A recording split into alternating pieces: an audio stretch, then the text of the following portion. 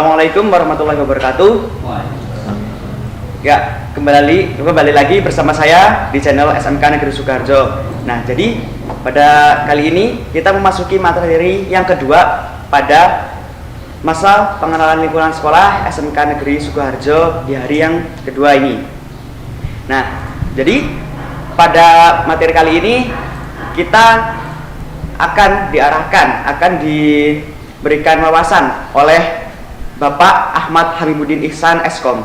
Beliau merupakan wakil kepala sekolah bidang akademik.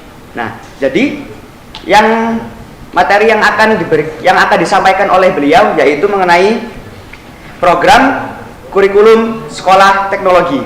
Nah, jadi apa aja sih yang akan disampaikan, apa aja sih tentang sekolah teknologi itu yang nanti akan disampaikan oleh Pak Amin. Nah, jadi untuk adik-adik sekalian mohon disimak dengan seksama dan diperhatikan dengan baik-baik.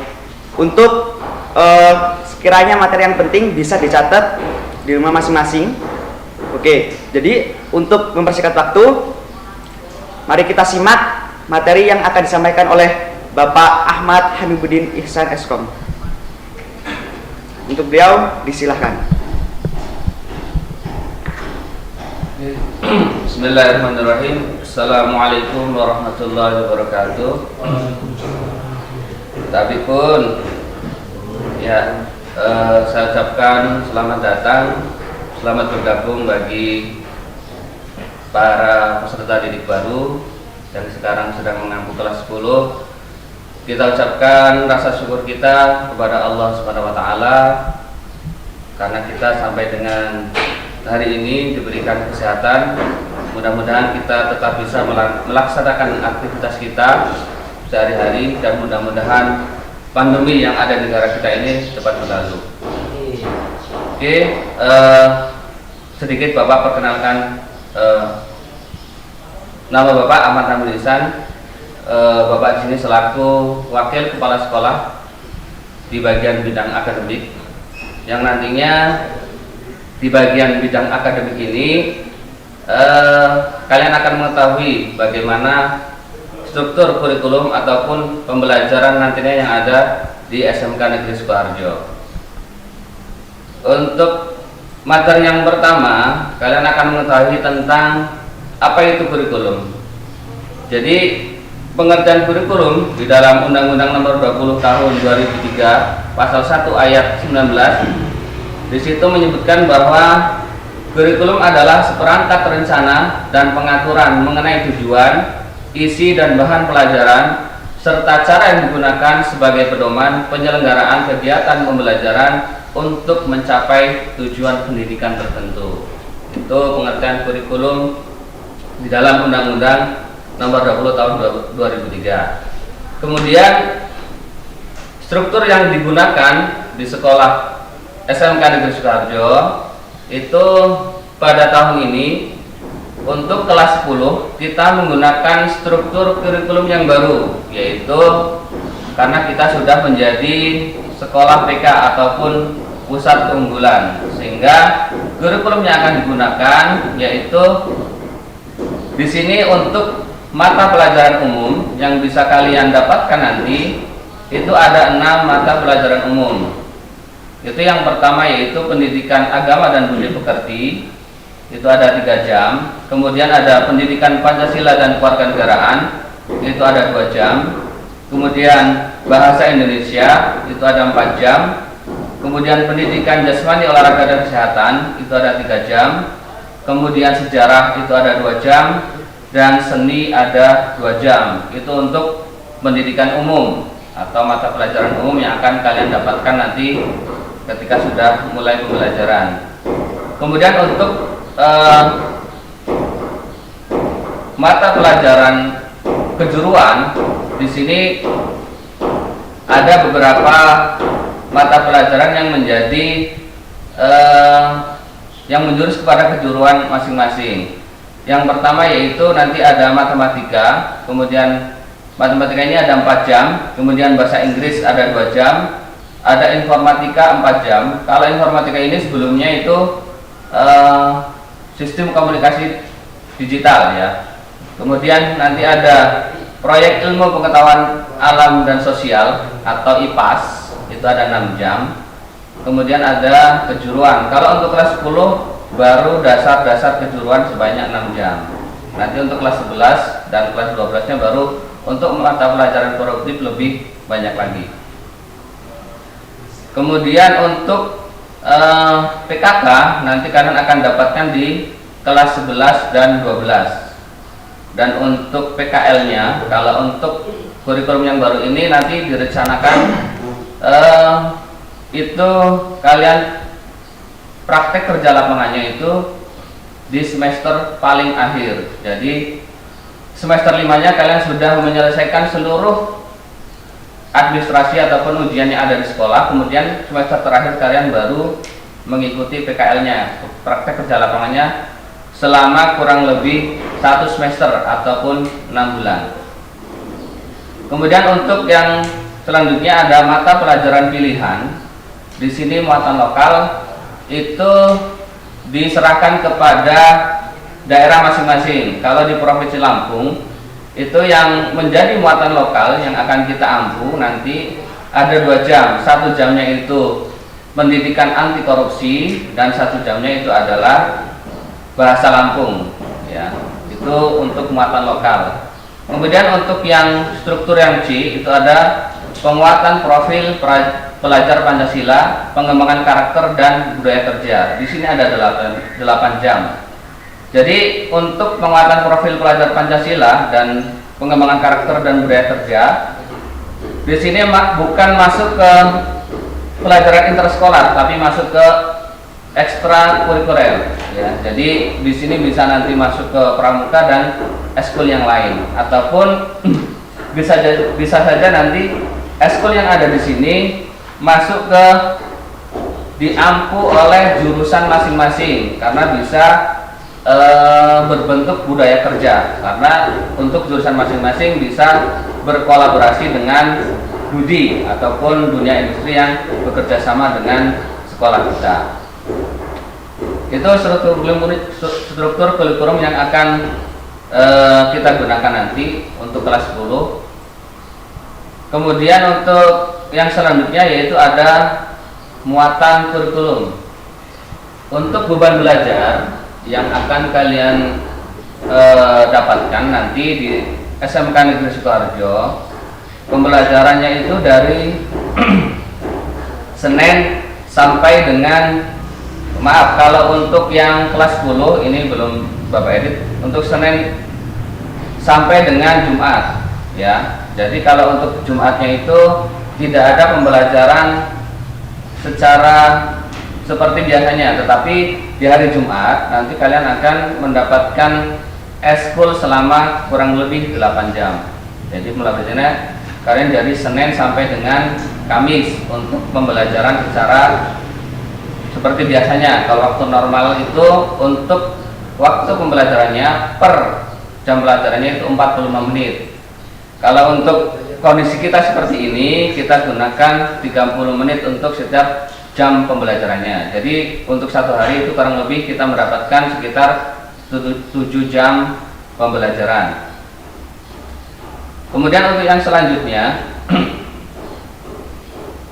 itu untuk ketuntasan belajar. Itu jadi apabila kalian akan menuntaskan pembelajaran, kalian harus minimal berkelakuan baik, ya, sikapnya. Kemudian untuk khusus penilaian sikap itu nanti ada di mata pelajaran pendidikan agama dan budi pekerti, kemudian ada di PKN dan nanti ada wali kelas dan guru BK atau bimbingan konseling. Kemudian untuk kenaikan kelas itu nanti kalian harus menyelesaikan seluruh pembelajaran pada KIKD yang ada, harus dituntaskan, kemudian berkelakuan baik,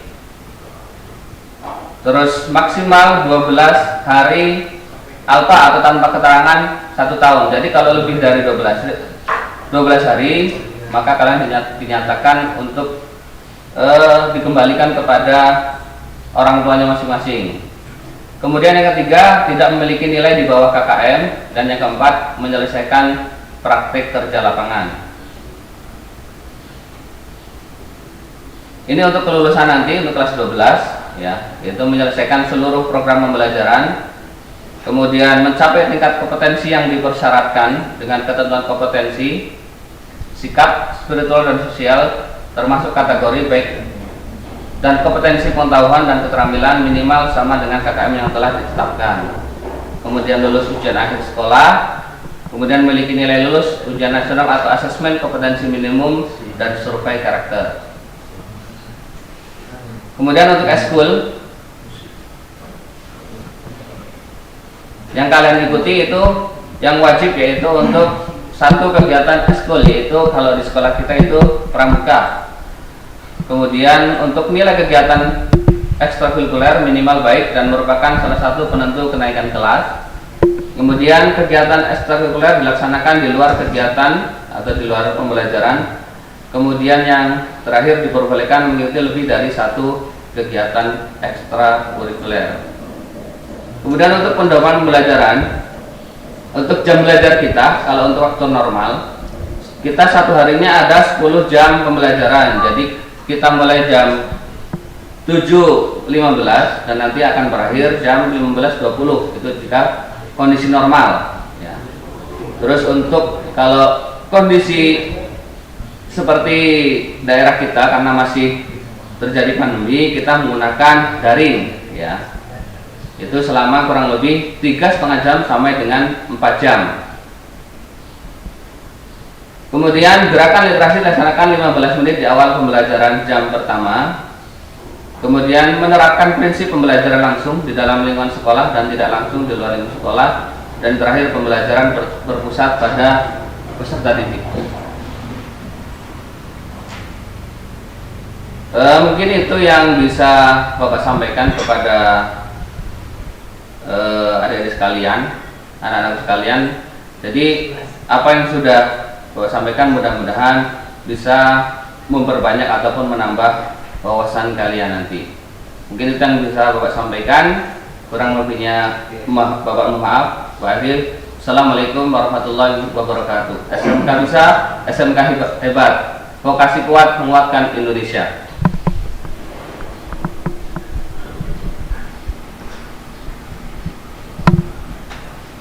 Ya, baru saja kita simak materi yang telah disampaikan oleh Bapak Ahmad Hamiduddin, dan semoga adik-adik sekalian bisa dapat memahami apa itu SMK berbasis teknologi dan program pembelajaran yang ada di SMK Negeri Sukoharjo ini.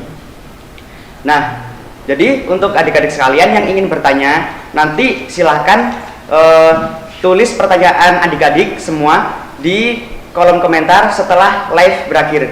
Jadi ketika live sudah berakhir, silahkan adik-adik yang mau bertanya dicantumkan di kolom komentar. Karena keaktifan adik-adik semua itu akan dinilai dari situ. Nah, bagi adik-adik yang belum membuat video perkenalan diri, silahkan buruan diselesaikan, dibuat dan di-share di media sosial adik-adik sekalian. Nah, karena besok di akhir acara akan ada pengumuman apa sih, buat apa video pembelajaran itu dibuat. Jadi sebelum saya tutup, silahkan untuk adik-adik yang ingin bertanya di live chat, silahkan saya kasih waktu 10 menit dari sekarang.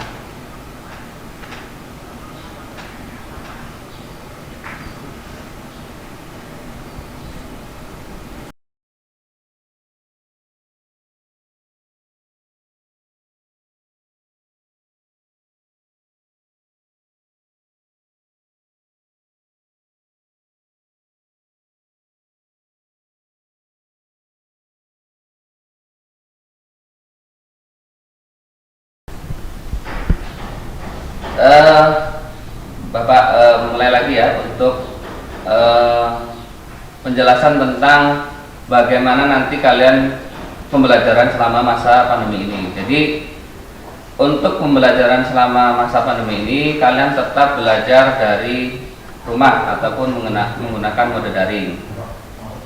Jadi nanti kalian akan pembelajarannya menggunakan dengan Google Classroom. Jadi nanti masing-masing guru pembelajaran, guru mata pelajaran akan membuat classroom masing-masing, dan kode masing-masing guru mata pelajaran nanti akan di-share ataupun dibagikan ke wali kelas yang sudah ditentukan. Mungkin dari nanti untuk masing-masing kode kelas dari Mapel itu akan dikumpulkan dan diserahkan ke wali kelasnya masing-masing, karena nanti di situ di kelas binaan wali kelas masing-masing itu akan dibuat grup per kelas sesuai dengan jurusannya, sehingga nanti masing-masing dari guru Mapel yang sudah membuat classroom itu kodenya akan di-share ataupun dikirimkan ke grup kelasnya masing-masing, sehingga nanti para siswa kelas 10 bisa masuk ke classroomnya guru Mapel yang bersangkutan. Mengenai akun ataupun ID yang digunakan, nanti sekolah kita menggunakan smkbelajar.id. Itu nanti akan akunnya diberikan dari sekolah ya, jadi semua akun itu akan sama, sehingga ketika pembelajaran mudah-mudahan tidak akan menemui kendala, karena akun ID yang digunakan itu semuanya sama, yaitu menggunakan SMK Belajar ID. Kemudian untuk tugas dan lain sebagainya tetap menggunakan dari Google Classroom, karena memang kita menggunakan mode daring, tidak ada untuk tatap muka untuk masa pandemi seperti ini. Tapi jika ada yang bermasalah ataupun mungkin tidak mempunyai perangkat, kalian bisa melaporkan ke wali kelasnya, sehingga nanti didata bagi siapa yang memang tidak memiliki perangkat untuk bisa terhubung ke pembelajaran daring. Kalau tidak bisa terhubung ke pembelajaran daring, maka ya alternatifnya kalian menghubungi wali kelasnya, sehingga nanti tugas yang diberikan itu luring, langsung bertemu dengan guru mata pelajaran masing-masing. Mungkin itu yang bisa Bapak jelaskan untuk pembelajaran secara daring di SMK Negeri Sukoharjo. Mudah-mudahan bisa mengikutinya dan secara aktif bisa melakukan pembelajaran secara daring. Mungkin itu yang bisa Bapak sampaikan. Terima kasih.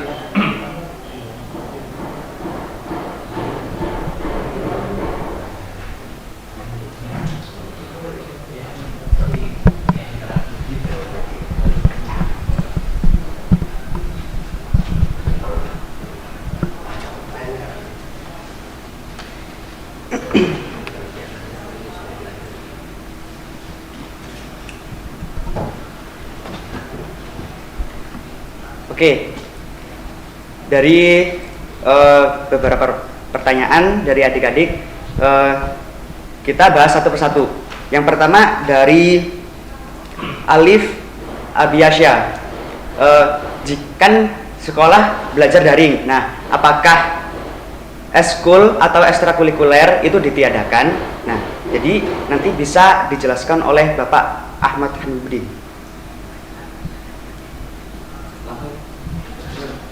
Oke, terima kasih.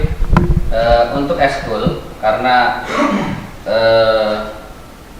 daerah kita masih pandemi seperti saat ini, dan untuk zona Prekseu masih zona merah, maka untuk kegiatan eskul masih secara daring dari rumah masing-masing. Tapi nanti kalau misalnya daerah kita sudah mulai kuning, oranye ya, ataupun sudah hijau, itu pembelajaran eskulnya itu tetap tatap muka, tapi tetap mengikuti protokol kesehatan, dan kita rencanakan itu dibagi beberapa shift. Jadi tidak semuanya itu langsung datang ke sekolah, tapi dibagi beberapa shift sehingga nanti ketika pembelajaran tidak terjadi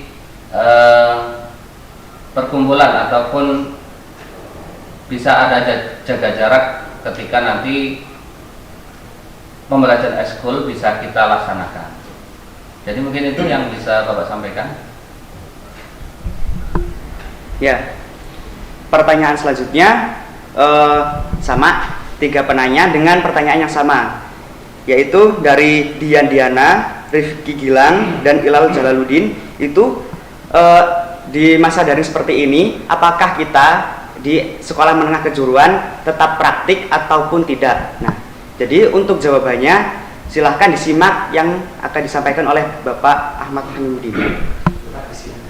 Oke, terima kasih. Sebenarnya jawabannya hampir sama ya. Kalau untuk saat ini karena daerah kita berjauh masih zona merah, jadi segala kegiatan pembelajaran itu tetap daring, online dari rumah. Jadi nanti kalau daerah kita yang mudah-mudahan pandemi ini cepat berlalu, nanti kalau kita sudah zona oranye ataupun kuning dan hijau, itu pembelajarannya kita dibagi menjadi 3 shift, sama seperti tadi ya, seperti ekskul tadi. Jadi ketika kita akan belajar tetap muka, tidak semua siswa kelas dalam satu kelas itu masuk. Jadi dalam satu kelas dibagi 2 kelompok, misalnya ada 36 kelas, ada 36 siswa, maka dibagi menjadi 2 kelompok. Di 18. Terus untuk pembelajarannya pun tidak sampai dengan jam pelajaran penuh, karena untuk beralih dari daring ke luring, dari zona merah ke zona kuning, oranye dan lain sebagainya, itu kita pembelajarannya 3,5 jam sampai dengan 4 jam pembelajaran. Jadi tidak full ya, tidak full pembelajarannya, itu maksimal pembelajaran sekitar 4 jam. Terus per kelasnya dibagi menjadi 2 kelompok, dan pembelajarannya secara keseluruhan kelas 1, 2, 3 dibagi menjadi 3 shift. 3 shift ya, 3 urutan. Mungkin itu yang bisa Bapak jelaskan.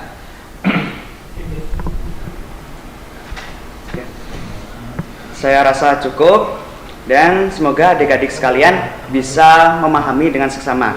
Dan jika ada yang terlewat, bisa di rewatch nanti setelah live, bisa dilihat kembali pertanyaan-pertanyaan dari adik-adik sekalian yang dirasa kurang jelas. Nah, jadi banyak juga yang nanya link absen itu di mana. Link absen ada di deskripsi YouTube, ada di deskripsi pada live ini. Nah, jadi silahkan dicek dan silahkan absen isi presensi dan refleksinya. Baik, saya rasa cukup materi pada hari ini. Saya selaku pembawa acara, jika ada kekurangan dan kesalahan, saya mohon maaf. Saya akhiri. Wassalamualaikum warahmatullahi wabarakatuh. Waalaikumsalam.